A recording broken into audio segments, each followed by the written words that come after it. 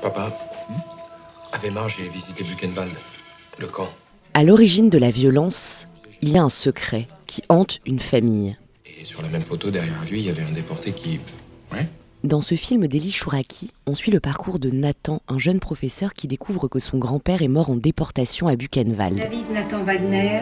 Mais c'est David, votre grand-père. C'est un jeune homme très torturé par certaines choses assez silencieuses en lui qu'il a du mal à comprendre, qu'il a du mal à définir et qui va découvrir tout au long du film l'origine de cette violence qu'il a en lui. Ah bah on peut tout supporter. Élie Chouraki s'est beaucoup investi dans ce projet. Il s'est battu pour obtenir le droit de tourner réellement au camp de Buchenwald et il a aussi choisi son fils César pour incarner un jeune déporté. Mais alors vous ne savez rien. Rien de David.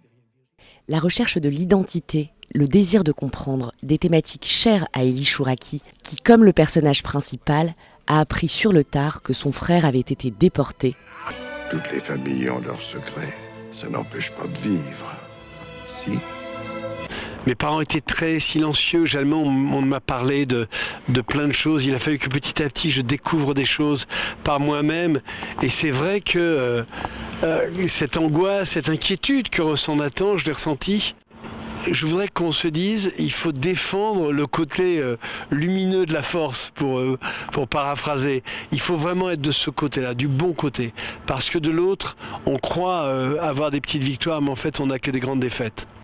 L'origine de la violence est moins un film sur la Shoah que sur la quête de vérité.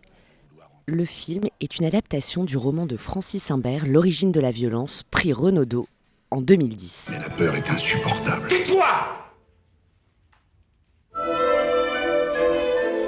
Tu crois tout savoir et tu dis n'importe quoi.